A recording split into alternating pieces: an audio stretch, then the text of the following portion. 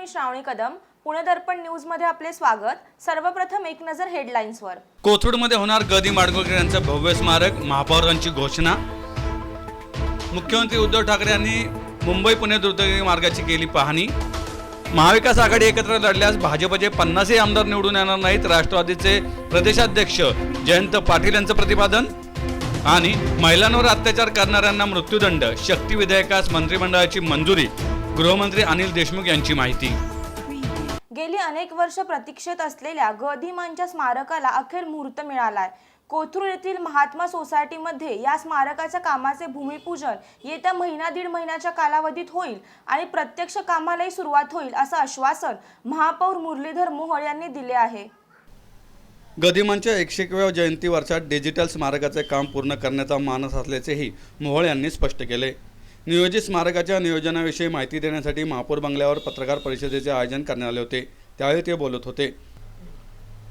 यावेळी माडगुळकर यांचे नातू सुमित्र माडगुळकर, नातसून प्राजक्त माडगुळकर, संवाद पुणेचे सुनील महाजन आणि नगरसेविका माधुरी सहस्त्रबुद्धे उपस्थित होते. मोहोळ म्हणाले, कोथरूड परिसरातील महात्मा सोसायटीतील 6.27 एकरमध्ये महापालिकेतर्फे प्रदर्शन केंद्राची उभारणी करण्यात येणार आहे. या इमारतीचे क्षेत्रफळ 25,110 चौरस मीटर असणार आहे. इमारतीच्या पहिल्या मजल्यावर गदिमांचा जीवन प्रवास आणि त्यांनी लिहिलेले साहित्याची माहिती देणारे दालन, गदिमांनी वापरलेल्या वस्तूंचे दालन, गदिमांच्या मराठी आणि हिंदी चित्रपटांचे दालन, डिजिटल दालन, सभागृह आणि व्यवस्थापन कक्षाचा समावेश असणार आहे. हे प्रदर्शन केंद्र तळमजला अधिक त्यावर 3 मजले असे असणार असल्याचेही मोहोळ यांनी स्पष्ट केले. गदिमा हे पुणेकरांसाठी एक अत्यंत जिव्हाळ्याचं, आत्मीयतेचं नातं ज्यांच्याशी होतं, त्यांचं स्मारक पुण्यामध्ये करावं अशी गेल्या अनेक वर्षांची मागणी त्यांच्या चाहत्यांची, प्रेमींची आणि कुटुंबियांची सुद्धा होती. त्या अनुषंगानं गेले 2 वर्ष या स्मारकासाठी ते कुठं असावं, त्याचं काम कसं असावं, त्याच्यामध्ये नेमकं काय असावं अशा प्रकारची तयारी महापालिकेची सुरू होती. कोथरूडमधल्या महात्मा सोसायटी येथे एक्झिबिशन सेंटरचं आरक्षण असलेल्या महानगरपालिकेच्या 6.5 एकरवरती अनेक प्रकल्प होत आहेत आणि त्यामध्ये विशेषतः गदिमांचं स्मारक त्या ठिकाणी आम्ही करतो आहे आणि त्याच्यामध्ये गदिमांचा जीवनप्रवास उलगडणारा असा तो सगळा विचार आम्ही केला आहे आणि त्याच्यामध्ये गेल्या पुढच्या 1 महिन्यातच या स्मारकाचं भूमिपूजन होतं आहे आणि त्याच्यामध्ये निधीची उपलब्धता असणे, त्याच्या सगळ्या प्रक्रिया मान्यतेच्या पूर्ण करणे हे सगळं पूर्ण झालं आहे आणि त्यामुळे जन्मशताब्दीच्या वर्षानिमित्त गदिमांना ही आदरांजली होईल, त्यांना ही श्रद्धांजली असेल की पुणेकरांच्या वतीनं त्यांच्या स्मृती जतन करण्यासाठीचं एक चांगलं अद्ययावत पद्धतीचं एक दालन, एक स्मारक हे पुण्यामध्ये उभं राहतं आहे. त्याचं काम 1 महिन्यामध्ये सुरू होतं आहे. लवकरच आपल्याला त्याचं भूमिपूजनही झालेलं पाहायला मिळेल. यावेळेस मुहूर्त साधला जाईल का भूमिपूजनाचा आणि कधी पूर्ण होईल काम? मी सांगितलं की सगळ्या प्रक्रिया पूर्ण झाल्यात. जे काही लागतं त्याला निधी लागतो, त्याला मान्यता लागते, त्याची निविदा प्रक्रिया लागते, याची मान्यता लागते. ह्या सगळ्या प्रक्रिया आता पूर्ण झाल्यात. त्यामुळे आपल्याला गदिमांचं स्मारकाचं काम हे 1 महिन्यामध्ये चालू झालेलं दिसेल आणि आम्हा सगळ्यांना निश्चितपणे पुणेकरांना त्याचा अभिमान. 6.5 एकर जागेमध्ये अनेक प्रकल्प होत आहेत. त्याच्यामध्ये प्रायोगिक रंगभूमीसाठीचं नाट्यगृह असेल, एक मोठं एक्झिबिशन सेंटर आहे, ॲक्वेरियम आहे आणि गदिमांचं स्मारक हे त्याच्यातलं महत्त्वाचं आहे. या सगळ्यांसाठीचा एकत्रित प्लॅन तयार झाला आहे. त्याचं ड्रॉईंग, डिझाईन, मान्यता सगळं झालं आहे. त्यामुळे याला निधी सुरुवातीच्या काळामध्ये जो 8.5 कोटी रुपयाचा निधी तो मंजूर झाला आहे, त्याची निविदा प्रक्रिया पार पडली. पुढच्या काळामध्ये जसा जसा त्याला निधी लागेल तो निधी तिथे उपलब्ध करून दिला जाईल आणि लवकरात लवकर गदिमांचं त्यांचं स्मृती जतन करणं, एक पुढच्या पिढीला त्यांच्या कार्याची आठवण सातत्यानं कायम राहावी आणि म्हणून हे गदिमांचं स्मारक हे निश्चितपणे सगळ्यांना प्रेरणा देणारं असेल, कलाकारांना एक निश्चितपणे अभिमान वाटणारं आपल्या सगळ्यांना असेल, अशा पद्धतीचं स्मारक उभं राहिलेलं आपल्याला दिसतं. मागील 43 वर्षांपासून माडगुळकर कुटुंब गदिमांच्या स्मारकासाठी झगडत होते. 2019 हे गदिमांचे जन्मशताब्दी वर्ष होते. त्या वर्षात स्मारक उभारले असते तर अधिक आनंद झाला असता.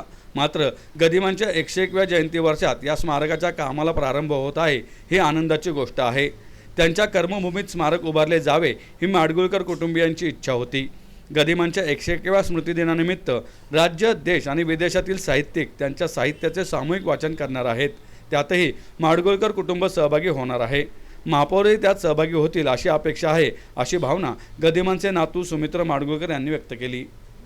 गदिमांच्या स्मारकासाठी गेले 43 वर्ष आम्ही प्रयत्न करत होतो. अजून आम्हाला शंका पडत होती की बाबा असं काय होतं आहे की राजकारणी अनेक लोकांचं स्मारकं होतात, अनेक साहित्यिकांची होतात, मग गदिमांनी असं काय गुन्हा केला की गदिमांचं स्मारक पुण्यात होत नाही. पुणे ही गदिमांची कर्मभूमी आणि या कर्मभूमीमध्ये गदिमांचं स्मारक इतके दिवस रखडलं का, हा प्रश्न होता. आणि गदिमांच्या जन्मशताब्दी निमित्ताने महानगरपालिकेने गदिमांची जी आधी दिलेली जागा होती स्मारकाची ती बदलून आम्हाला महात्मा सोसायटीजवळ दिली होती आणि 2019मध्ये सर्व परवानग्याही मिळाल्या होत्या. तरी पण 1.5 वर्ष परत का रखडलं आहे हा प्रश्न अजूनही आमच्यात बाकी होता. आणि महानगरपालिकेत आणि आमच्यातर्फे थोडं मला वाटतं कम्युनिकेशन गॅप झाली. त्यांच्यातर्फेही पुढे काय आलं नाही की बाबा आम्ही काय करत आहोत. तर त्यामुळेच हे आंदोलन किंवा हे प्रेस नोट्स हे आम्हाला द्यायला लागला की कुटुंबातर्फे की कृपया करा स्मारक. अगदी एकेकाळी मी इतका वेतापली शेवटी म्हटलं मी आम्ही का भिकारी आहोत का की करा करा करा किती विनंत्या करायच्या. पण आज जेव्हा मुली महापौर भेट झाली त्यांनी मला सगळं प्लॅन्स दाखवले काय की कुठल्या प्रकारे कसं स्मारक होणार आहे ते वाटून समाधान वाटलं की एक चांगल्या प्रकारचं स्मारक महानगरपालिका करते आहे. फक्त कसं असतं की तुम्ही जेव्हा म्हणता आम्ही करतो हे आश्वासन असतं. त्यामुळे महापौरांना आम्ही विनंती करतो की तुमच्यातर्फे हे प्रत्यक्षात लवकरात लवकर येऊ द्या. त्यामुळे मराठी रसिकांना एक प्रकारचा आनंद मिळेल. पुण्यातील नक्की ती शान ठरेल असेल. त्याचं एक विजन डॉक्युमेंट मी त्यांना दिलेलं आहे. माझ्या मते हे नुसतं पुतळा गदिमाचा उभा राहावा असं स्मारक नसावं, तर हे गदिमांचं डिजिटल स्मारक असावं ज्यात विविध प्रकारची दालनं असतील. एक गीतरामायणाचं दालन असेल ज्यात गीतरामायणाची काव्य हे म्युरल्समध्ये असतील. गीतरामायण तुम्हाला माहीत असेल ते ओरिजिनल गीतरामायण जे होतं त्यात अनेक दिग्गज लोकांनी गायलं होतं. म्हणजे लता मंगेशकर होत्या, माणिक वर्मा, तर त्या सगळ्या कलाकारांचे फोटो तिकडे असावेत. नंतर ते गीतरामायण तिकडे ऐकता आलं पाहिजे. आणि गीतरामायण हे असा ग्रंथ आहे की ज्याचं 8-10 भाषांमध्ये त्याचं रूपांतर झालं आहे. तर त्यामुळे सगळ्या भाषेतला ऑडिओ तिकडे येऊ शकतो, ती पुस्तकं येऊ शकतात. याशिवाय गदिमांचं साहित्यिक प्रांत आहे. साहित्यिक प्रांतातली त्यांची पुस्तकं ही तिकडे कविता ऐकल्या आल्या पाहिजे, वाचता आल्या पाहिजेत. तसे गदिमा हिंदी आणि मराठी चित्रपटसृष्टीतही तितकेच त्यांचं महत्त्वाचं काम आहे. तर त्यांची चित्रपट बघता आले पाहिजेत, त्यांची गाणी ऐकता आली पाहिजेत. तसं गदिमांची पंचवटी आणि त्यांचा बावणाचा पत्रा ह्यांच्या छोट्या प्रतिकृती तिकडे दिसता आल्या पाहिजेत. म्हणजे एक डिजिटल रूपाचं स्मारक. आणि याशिवाय कसं आहे की महानगरपालिका त्यांच्या प्रयत्नाने हे स्मारक बांधून देईल, पण नंतर ते मेंटेन करणं फार महत्त्वाचं आहे. यात आम्ही माडगुळकर कुटुंबीय नक्की पुढाकार घेऊ की हे बांधलेलं स्मारक नंतर सस्टेन कसं होईल याच्यातर्फे आम्ही नक्की प्रयत्न करू. म्हणजे त्याला पुढे एक पडकं स्मारक झालं आहे, तिथं सगळं पडलेलं आहे असं आम्हाला नको आहे. गदिमांच्या स्मृती या पुढच्या पिढीसाठी येते आणि त्या पिढीपर्यंत ते पोहोचल्या पाहिजे हीच आमची. थँक्यू. मुख्यमंत्री उद्धव ठाकरे यांनी मुंबई पुणे द्रुतगती मार्गावरील खोपोली ते कुसगाव या नवीन मार्गिकेच्या बांधकामाच्या कामाची प्रत्यक्ष पाहणी केली. यावेळी नगरविकास व सार्वजनिक बांधकाम मंत्री एकनाथ शिंदे, ऊर्जा मंत्री नितीन राऊत, परिवहन मंत्री अनिल परब, खासदार श्रीरंग बारणे, आमदार सुनील शेळके, मुख्यमंत्र्यांचे प्रधान सल्लागार अजय मेहता, राज्य रस्ते विकास महामंडळाचे व्यवस्थापकीय संचालक राधेश्याम मोपलवार, विभागीय आयुक्त सौरव राव, जिल्हाधिकारी डॉक्टर राजेश देशमुख, पोलीस अधीक्षक अभिनव देशमुख यांच्यासह संबंधित विभागाचे वरिष्ठ अधिकारी उपस्थित होते. राज्य रस्ते विकास महामंडळाचे व्यवस्थापकीय संचालक राधेश्याम मोपलवार यांनी खोपोली ते कुसगाव नवीन मार्गिकेच्या बांधकामाची माहिती यावेळी मुख्यमंत्र्यांना दिली. येत्या 2024च्या विधानसभा निवडणुकीत शिवसेना, राष्ट्रवादी आणि काँग्रेस या 3 पक्षांची महाविकास आघाडी कायम राहील तर भाजपाचे 50ही आमदार निवडून येणार नाहीत असं मत राष्ट्रवादी काँग्रेसचे प्रदेशाध्यक्ष व जलसंपदा मंत्री जयंत पाटील यांनी व्यक्त केलंय. पुण्यात जयंत पाटील यांनी पत्रकार परिषदेचे आयोजन केले होते. त्यावेळी त्यांनी राष्ट्रवादी काँग्रेस पार्टीचे सर्वेसर्वा शरद पवार यांच्या वाढदिवसानिमित्त कार्यक्रमाची माहिती दिली. पाटील म्हणाले, भाजपला अलीकडेच हैदराबाद आणि राजस्थान येथे स्थानिक स्वराज्य संस्थांच्या निवडणुकीत चांगले यश मिळाले आहे. त्यानंतर आता भाजपकडून मिशन मुंबईचा नारा दिला गेला आहे. यावर भाष्य करताना पाटील म्हणाले, राजस्थान आणि हैदराबाद येथील स्थानिक स्वराज्य संस्थांच्या निवडणुकीत स्थानिक मुद्दे काय होते, काँग्रेसमधील स्थानिक पातळीवरील अंतर्गत धुसफूस होती का, हे मुद्दे विचारात घ्यावे लागतील असेही ते पुढे म्हणाले. त्यांनी काय करायचा त्यांचा प्रश्न आहे, पण महाराष्ट्राने दाखवून दिलेला आहे. त्या झालेल्या निवडणुकीतही आपल्याला लक्षात आलं असेल की तिन्ही पक्ष ज्यावेळी एकत्रित येतात त्यावेळी यांची ताकद फार मोठी आहे आणि भारतीय जनता पक्षाचा प्रभाव फारच कमी होऊ शकतो. पुन्हा विधानसभा ज्यावेळी लागतील 2024ला त्यावेळी आम्ही तिघं एकत्रित राहिलो तर भारतीय जनता पक्ष 30-40 जास्तीत जास्त 50 जागांपेक्षा जास्त पुढे जाऊ शकतो. 12 डिसेंबरचा वाढदिवस, बाकी काहीही हे आपले कार्यक्रम बघा ना, त्यासाठी तुम्ही कार्यक्रम पाहिला पाहिजे. कार्यक्रमाला तुम्ही व्हर्च्युअल पद्धतीने उपस्थित राहालच असा मला विश्वास आहे. त्यात आपण या संबंधात ज्याला भाष्य करायचं ते करतील. महिला व बालकांवरील अत्याचाराला प्रतिबंध घालण्यासाठी राज्य सरकारने बलात्कार, हल्ला आणि बालकांवरील अत्याचार या गंभीर प्रकरणी मृत्यूदंडाची तरतूद असलेला कायदा आणला असून या नव्या कायद्याच्या मसुद्यास राज्य मंत्रिमंडळाच्या बुधवारी झालेल्या बैठकीत मान्यता देण्यात आली आहे.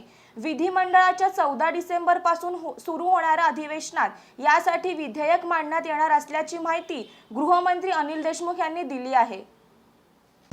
महिला व मुलींवर जे अत्याचार होतात त्याच्यावर कशा पद्धतीनं आपल्याला प्रतिबंध घालता येईल यासाठी शक्ती ऍक्ट याच्याबद्दल आज मंत्रिमंडळामध्ये चर्चा झाली. आणि याच्यामध्ये जर एखाद्या मुलीवर किंवा महिलेवर जर बलात्कार झाला तर त्याला कशा पद्धतीनं आपल्याला फास्ट ट्रॅकमध्ये लवकरात लवकर शिक्षा देता येईल यासाठी त्याच्यामध्ये IPCच्या कलमामध्ये, CRPCच्या कलमामध्ये आणि पॉस्कोच्या कलमामध्ये अमेंडमेंट करून, बदल करून नवीन कायदा आणण्याचा प्रस्ताव त्या निमित्तानं मंत्रिमंडळात चर्चा झाली. आणि याच्यामध्ये जर एखाद्या स्त्रीवर किंवा मुलीवर जर बलात्कार झाला आणि त्याचे जर पुरावे मिळाले आणि तो जर सिद्ध झाला तर त्याला पहिले जन्मठेप होती,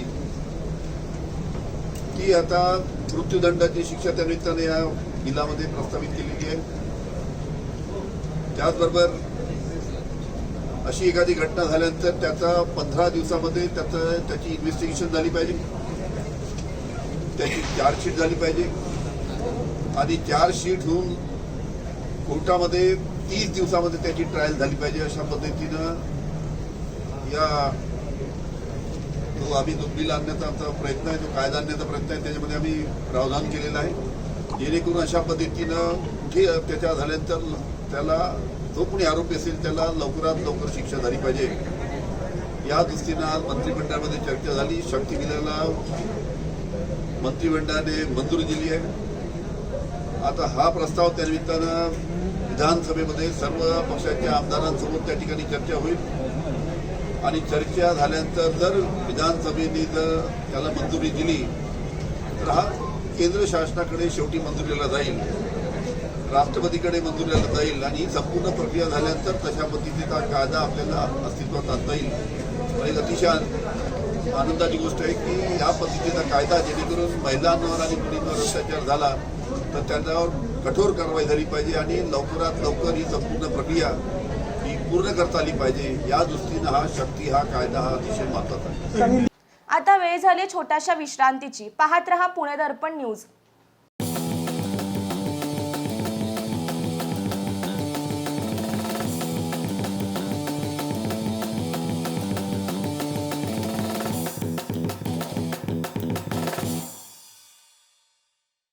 सातारा येथे भर पावसात भाषण करतानाचे शरद पवार यांचे भिंतीवर साकारलेले पेंटिंग हे नव्या पिढीला आणि सर्वांनाच प्रेरणादायी ठरेल, राष्ट्रवादी काँग्रेस प्रदेशाध्यक्ष आणि जलसंपदा मंत्री जयंत पाटील यांनी व्यक्त केलंय.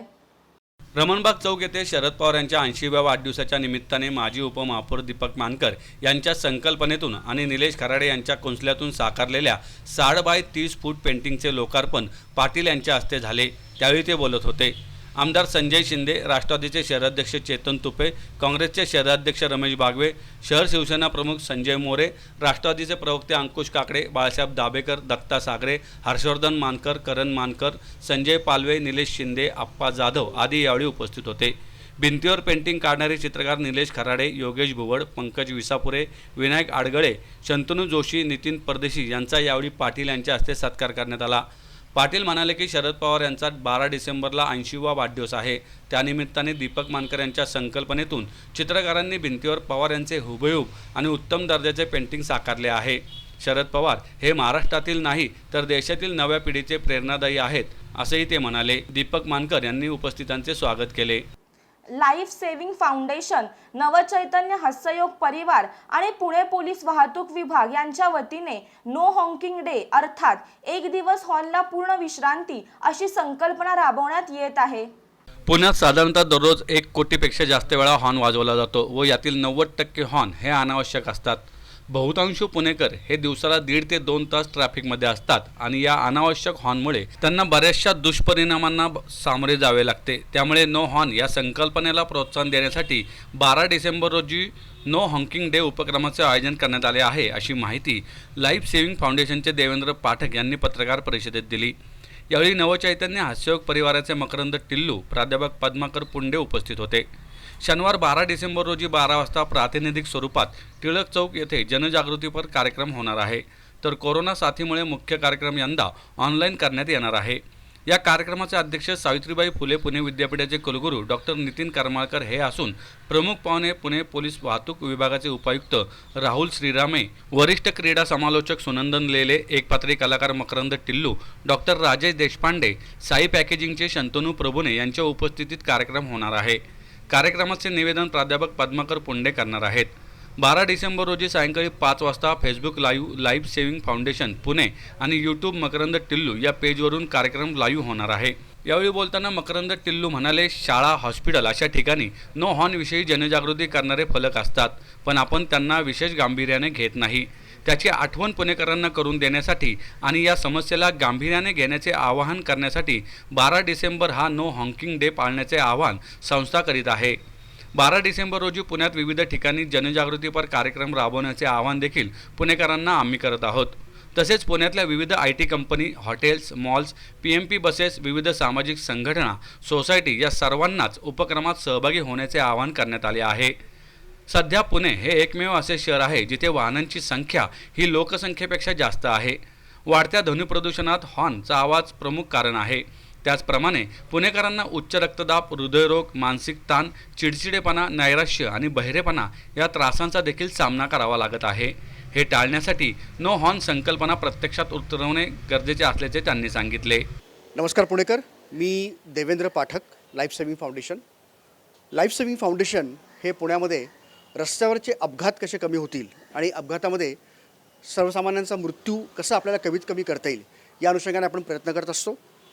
याच अनुषंगाने ट्रॅफिकचे नियम फॉलो करणे, हेल्मेट वापर करणे, सीटबेल्टचा यूज करणे असे विविध उपक्रम आपण पुण्यातल्या विविध कॉलेजेसमध्ये घेत असतो. या उपक्रमांचाच एक भाग म्हणून आपण येत्या 12 डिसेंबरला शनिवारी संपूर्ण पुण्यामध्ये नो हॉकिंग डे ही संकल्पना आपण राबवतो आहे. पुण्यामध्ये विविध ठिकाणी आपण जनजागृती करतो आहोत. अलका टॉकीज हा जो आपला पुण्यातला एक मुख्य चौक आहे, या चौकामध्ये आपण दुपारी 12 वाजता सर्व एकत्र येऊन एक जनजागृतीपर कार्यक्रम करतो आहोत, जेणेकरून सर्व पुणेकरांपर्यंत आपला हा इनिशिएटिव्ह, आपला हा मेसेज जाईल. आणि माझी सर्व पुणेकरांना नम्र विनंती आहे की आपण आपल्या कुटुंबासह या कार्यक्रमामध्ये सहभागी व्हावं आणि पुण्याचं ध्वनी प्रदूषण कमी करण्याकरता मदत करावी. आणि हा फक्त 12 डिसेंबर एवढाच फक्त हा कार्यक्रम न राहता हा आपल्या डे टू डे लाईफचा, आपल्या रुटीनचा एक अविभाज्य भाग बनावा आणि आपण कमीत कमी हॉकिंग करावं अशी आपल्या सगळ्यांना नम्र विनंती आहे. धन्यवाद. हवेली तालुक्यातील पेरणी फाटा येथे 1 जानेवारी रोजी विजयस्तंभ अभिवादन कार्यक्रम साजरा केला जातो. यावर्षी कोविड-19चा प्रादुर्भाव विचारात घेऊन हा कार्यक्रम शांततेने आणि संयमाने साजरा करूया असे आवाहन जिल्हाधिकारी डॉक्टर राजेश देशमुख यांनी केले आहे. कोरोना विषाणू प्रादुर्भावाच्या पार्श्वभूमीवर मौजे पेरणे येथील विजयस्तंभ अभिवादन कार्यक्रमाची आढावा बैठक जिल्हाधिकारी डॉक्टर देशमुख यांच्या अध्यक्षतेखाली घेण्यात आली.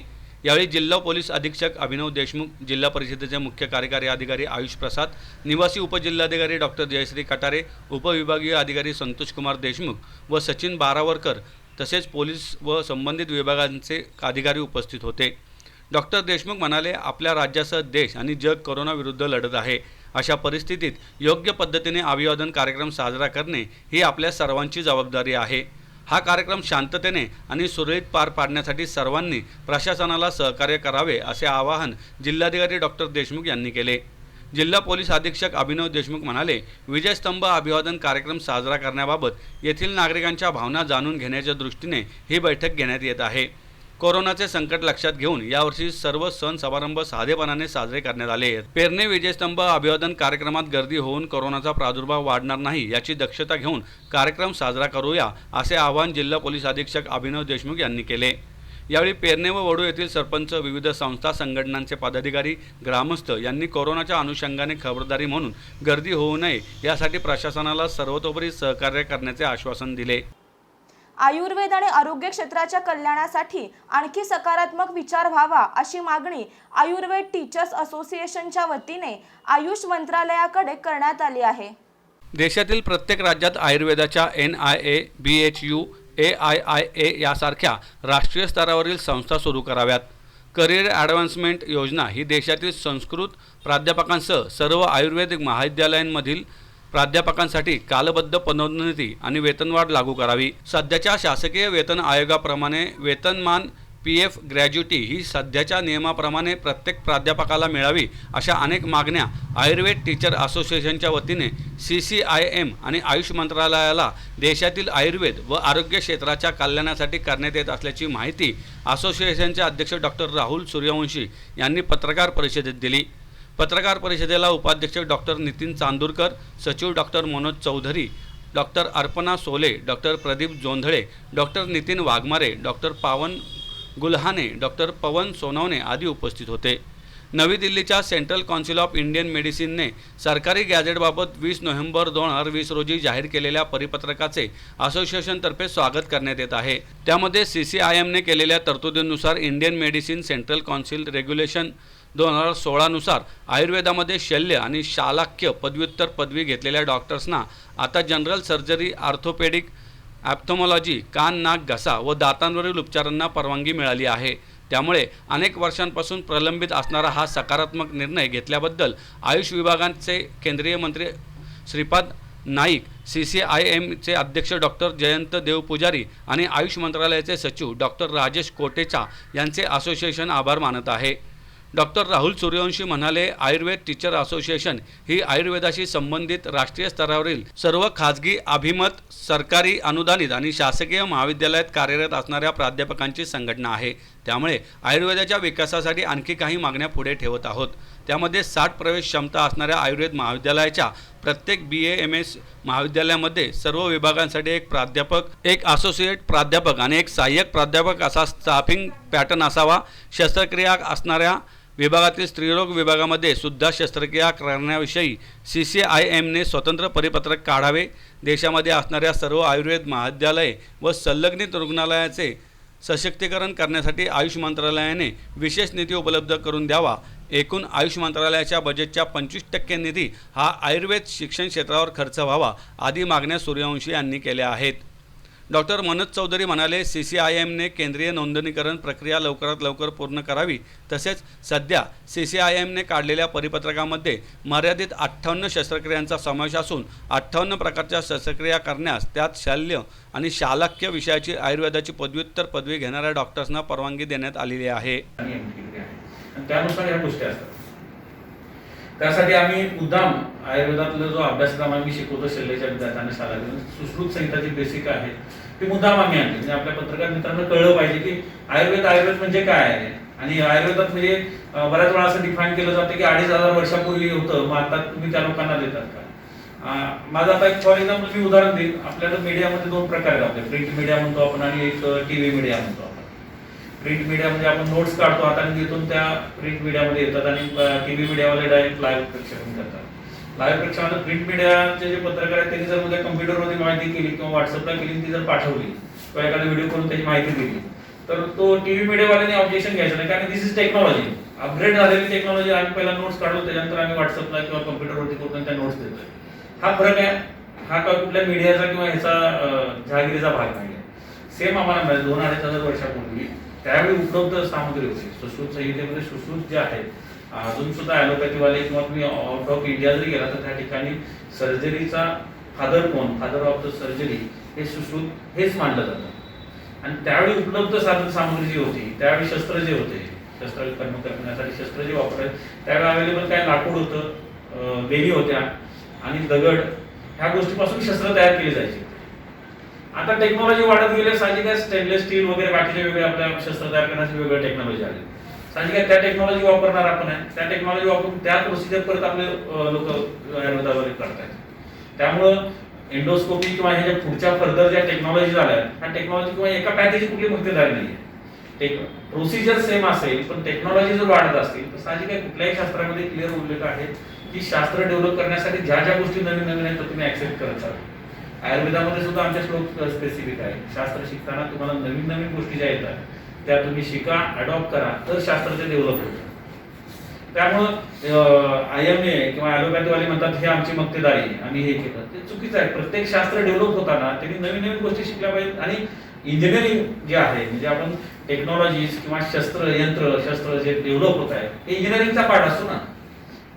व्हॉट्सअपच्या पुढचं सॉफ्टवेअर कुठलं आलं, फेसबुक आलं, ह्या गोष्टी ह्या इंजिनिअरिंगचा पार्ट आहे. पुन्हा एकाचे मग मी फेसबुक वापरतो मी फक्त फेसबुक वापरून टेलिग्राम वापरायचं नाही, बाकी कुणी वापरायचं नाही, हे चुकीचं आहे. तुम्ही पहिल्यांदा वापरत असाल ठीक आहे, पण नवीन दुसरा कोणी अपडेट होत असेल तरी फेसबुक ह्याच्यामध्ये मोबाईलमध्ये ॲप डाउनलोड केलं तर तुम्ही त्या गोष्टी त्या माणसाची मक्तेदारी नाही आहे, तर माणूस वापरू शकतो. त्यामुळे आम्हाला ते सांगायचे सुश्रुत संहिता, मी अजून काही पत्रकार मित्रांना जर शंका असेल तर स्पेसिफिक ह्या आमच्या सुश्रुत संहितेमध्ये क्लिअर उल्लेख आहे कुठल्या कुठल्या सर्व्हिस आहे. कॅटरॅक्ट जी सर्जरी आता आपण जी करतो प्रोसिजर 2500 वर्षापूर्वी सेम प्रोसिजर सुश्रुत आणि सुश्रुत संहितेमध्ये आताची जी प्रोसिजर आपण डोळ्यामध्ये मोतीबिंदू काढण्यासाठी शस्त्रक्रिया सेम प्रोसिजर अजून पण तीच होते. मग पुणे व परिसरातील सार्वजनिक वाहतूक व्यवस्थेला चालना देण्यासोबतच वाहतूक विषयक विविध समस्या सोडवण्यासाठी पुणे एकीकृत महानगर परिवहन प्राधिकरण ची स्थापना करण्यात आली आहे.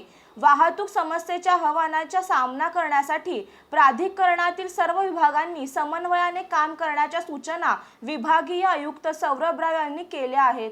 विधान भवन कार्यालयाच्या सभागृहात पुणे एकीकृत महानगर परिवहन प्राधिकरणाची बैठक प्राधिकरणाचे अध्यक्ष विभागीय आयुक्त सौरभ राव यांच्या अध्यक्षतेखाली पार पडली. त्यावेळी ते बोलत होते. यावेळी महापालिकेचे आयुक्त विक्रम कुमार, पिंपरी चिंचवड महापालिकेचे आयुक्त श्रावण हार्डीकर, पुणे महानगर परिवहन महामंडळाचे व्यवस्थापकीय संचालक doctor Rajendra Jagtap, Pune smart city development कॉर्पोरेशनचे मुख्य कार्यकारी अधिकारी डॉक्टर संजय कोलते, महाराष्ट्र मेट्रो रेलचे कार्यकारी संचालक रामनाथ सुब्रमण्यम, सार्वजनिक बांधकाम विभागाचे मुख्य अभियंता S साळुंखे, पुणे महानगर प्रदेश विकास प्राधिकरणाचे मुख्य कार्यकारी अधिकारी सुहास दिवसे यांच्यासह सर्व संबंधित विभागाचे वरिष्ठ अधिकारी व कर्मचारी उपस्थित होते. सौरवराव म्हणाले, पुणे महानगर क्षेत्रातील वाहतूक विषयक आव्हानांचा सामना करण्यासाठी तसेच सार्वजनिक वाहतूक व्यवस्थेला चालना देण्यासाठी पुणे एकीकृत महानगर परिवहन प्राधिकरणाची स्थापना करण्यात आली आहे. या प्राधिकरणात पुणे महानगरपालिका आणि पिंपरी चिंचवड महानगरपालिका यांची भूमिका अत्यंत महत्त्वाची आहे. पुणे शहर आणि परिसरासाठी समस्या दिवसेंदिवस गंभीर बनत आहे. ही समस्या सोडवण्यासाठी सार्वजनिक वाहतूक व्यवस्था सक्षम करून दीर्घकालीन उपाययोजना आखून त्यावर कृती करण्याची गरज आहे. या प्राधिकरणाच्या माध्यमातून सर्व विभागांनी समन्वयाने काम करून निर्णय घेण्याची आवश्यकता आहे. प्राधिकरणाचे काम करताना यामध्ये सर्वसमावेशकता येण्यासाठी सामाजिक काम करणाऱ्या संस्थांबरोबरच वाहतूक क्षेत्रातील तज्ज्ञ व्यक्तींच्या ज्ञानाचा आणि अनुभवाचा फायदा करून घेण्यासाठी प्रयत्नशील राहणार असल्याचेही विभागीय आयुक्त सौरभ राव यांनी सांगितले. या बैठकीत नवीन मेट्रो मार्ग महामेट्रो कॉरिडॉर 1 मधील निगडी कात्रज चांदणी चौक वाघोली, हिंजेवाडी शिवाजीनगर हडपसर, हिंजेवाडी चाकण तसेच महामेट्रो कॉरिडॉर 2 मधील वारजे स्वारगेट वाघोली हिंजेवाडी चांदणी चौक हिंजेवाडी प्रस्तावित मार्गाबाबत आढावा घेण्यात आला. लवकरात लवकर राष्ट्रपती महोदयांनी या दिशाशक्ती कायद्याला मान्यता द्यावी अशी माझी अपेक्षा आहे. हा कायदा मंजूर केल्याबद्दल मुख्यमंत्री उद्धवजी ठाकरे, उपमुख्यमंत्री अजितदादा पवार, गृहमंत्री अनिल देशमुख, महसूल मंत्री बाळासाहेब थोरात, महिला व बालविकास मंत्री यशोमती ठाकूर यांच्यासह सर्व मंत्रिमंडळाचे मनापासून आभार व्यक्त करून स्वागत करत असल्याचं विधान परिषद उपसभापती नीलम घोरे यांनी म्हटलंय. महाराष्ट्राच्या कॅबिनेटने नुकतीच महिलांना न्याय लवकर मिळावा यासाठी शक्ती म्हणजे दिशा कायद्यावरती आधारित बरेचसे बदल करून एक अतिशय चांगलं पाऊल उचललेलं आहे. विशेषतः लवकरात लवकर न्याय मिळण्याच्या दृष्टीने तपास जो आहे तो 15 दिवसामध्ये जास्तीत जास्त करण्यात येईल. त्याच सोबत चार्जशीट दाखल होणं आणि 1 महिन्याच्या आत निकाल लागावा अशा प्रकारची त्याच्यात आम्ही सजेशन दिली होती. त्यामधलं आता एक्झॅक्ट त्याचं स्वरूप कसं आहे ते लवकरच समोर येईल.